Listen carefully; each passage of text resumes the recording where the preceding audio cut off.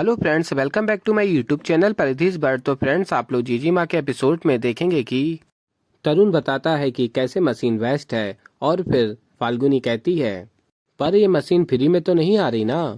और कहती है फाल्गुनी, मशीन की कीमत 1.25 करोड़ है, इतने में तो हम 50 कारीगर को 2 साल तक तनख्वाह दे सकते हैं। और फिर तरुण कहता है 2 साल के बाद?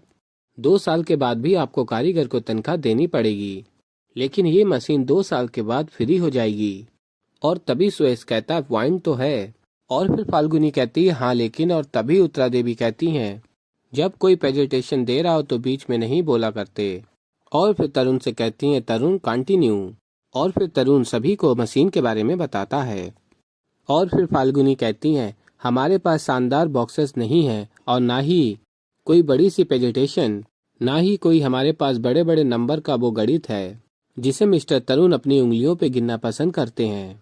हमारे पास अगर कुछ दिखाने के लिए है तो सिर्फ और सिर्फ हमारा काम। और फिर तभी कारीगर अपनी साड़ियाँ लेकर आते हैं और दिखाते हैं। और फिर उत्तरा देवी तरुण से कहती हैं सारी की सारी साड़ियाँ लेकर आए। और फिर फाल्गुनी कहती है मिस्टर तरुण ने आपको एक एक साड़ी का सैंपल दिखाया, लेकिन हमें यहाँ पूरी 50 साड़ियाँ लानी पड़ी, क्योंकि ये सारी साड़ियाँ मशीन से नहीं बनी, कारीगरों ने अपने हाथों से बनाया है, इसलिए प्रत्येक साड़ी अपने आप में अलग है।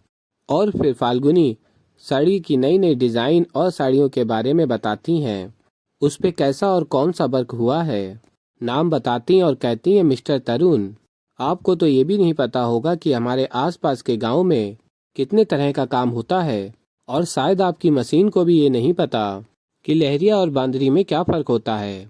और फिर फाल्गुनी कहती है मैं सभी से एक आखिरी बात कहना चाहूंगी, उन सभी से जिन्हें मशीन पसंद है, मशीन को कभी भी इंसानों से ऊपर नहीं मानना चाहिए, क्योंकि मशीन ने इंसानों को नहीं, इंसानों ने मशीन को बनाया है।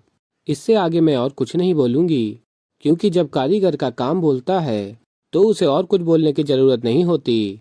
और फिर फाल्गुनी कहती है मैं आप सभी को इन साड़ीज की विशेषता बताना चाहती हूँ। और फिर फ्रेंड्स, आप लोग आगे देखेंगे फाल्गुनी साड़ीज की विशेषता बता रही होती हैं और तभी सुरेश फाल्गुनी जो साड़ी पहने होती हैं उसी को देखने लगता है। और फिर फाल्गुनी इशारे में कहती हैं ये मेरी साड़ी है, तुम उन साड़ीज को देखो। और फिर फ्रेंड्स, आप लोग आगे देखेंगे सोम कहते हैं तो हम सब नाश्ता कर लें, मन में बहुत भूख लगी है, मतलब हम सबको लगी है, मतलब भूखे पेट सोचा ना जावे। और फिर आगे आप लोग देखेंगे फाल्गुनी सुरेश से बात करना चाहती हैं और तभी सुरेश कहता है फाल्गुनी देखो तुम कारीगर की टीम का हिस्सा हो और मैं मैनेजमेंट का, इसलिए तुम्हें मुझसे इस वक्त बात नहीं करनी चाहिए। और फिर तभी सुरेश वहां से चला जाता है। और फिर उत्तरा देवी कहती हैं सोम एक बात तो बताओ, हमारे पास मेंबर्स कितने हैं? और फिर सोम जी कहते हैं मैडम जी 3 मेंबर आपके पल्लू में बंधे हुए हैं, 3 तो आपको वोट करेंगे ही करेंगे। और फिर उत्तरा देवी कहती हैं वो 3 और मैं 4, 7 में से 4 तो हमारे साथ ही हैं, बचे हुए 3 वोट करें या ना करें क्या फर्क पड़ता है। और फिर सोम कहता है मैडम जी ये तो आपको पहले से ही पता था, लेकिन आपने ये क्यों कहा कि फाल्गुनी की हार मजेदार होगी। और फिर उत्तरा देवी कहती हैं मजेदार तो हमारे लिए होगी, उसके लिए तो दर्दनाक होगी। और फिर सोम कहता है कैसे। और फिर उत्तरा देवी कहती हैं मैंने सोचा कि मैं अपना वोट देने का हक सुरेश को दूं।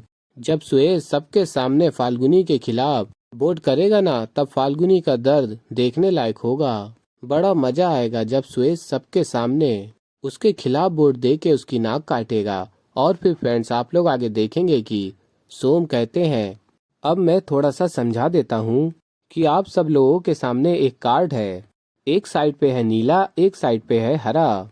अगर आप मशीन के लिए वोट कर रहे हो तो नीला रंग दिखाएं, और अगर आप कारीगर के लिए वोट कर रहे हो तो आप हरा रंग दिखाएं। और फिर फ्रेंड्स, आप लोग आगे देखेंगे कि 3 वोट मशीन के लिए आते हैं और 3 वोट कारीगर के लिए। और फिर फाइनल फैसला सुरेश के पास पहुंचता है।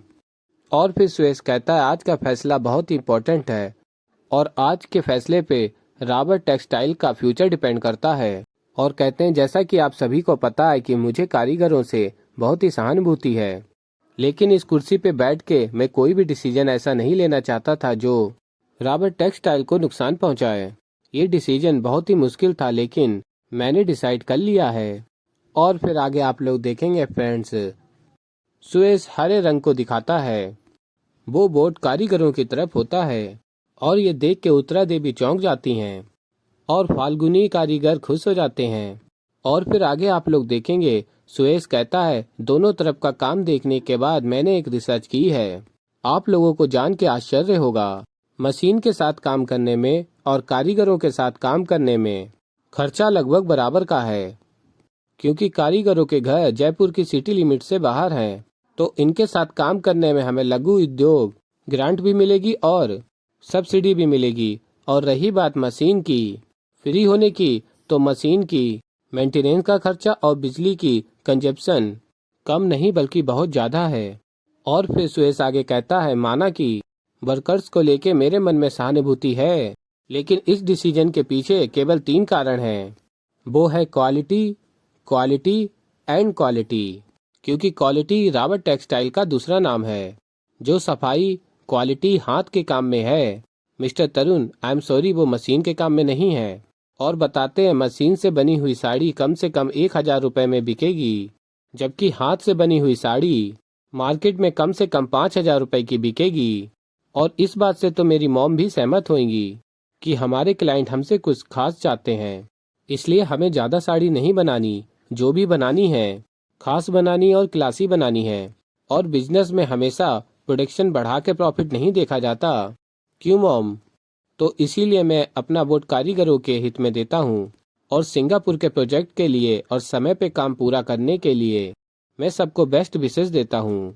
Thank you. और फिर फ्रेंड्स आप लोग आगे देखेंगे कि और तभी मीटिंग से एक मेंबर कहते हैं, मैं आप सभी के सामने एक बहुत जरूरी प्रस्ताव रखना चाहता हूँ।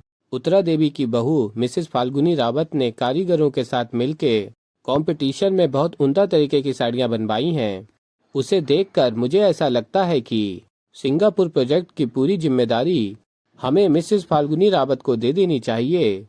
और फिर फाल्गुनी कहती है मुझे, और फिर तभी टीम मेंबर कहते हैं यस, और कहते हैं केवल कंपटीशन देना काफी नहीं है कि तुम्हें ये साबित करना होगा कि तुम इस प्रोजेक्ट को पूरा कर सकती हो, बल्कि मैं तो कहूँगा केवल तुम ही इस प्रोजेक्ट को पूरा कर सकती हो।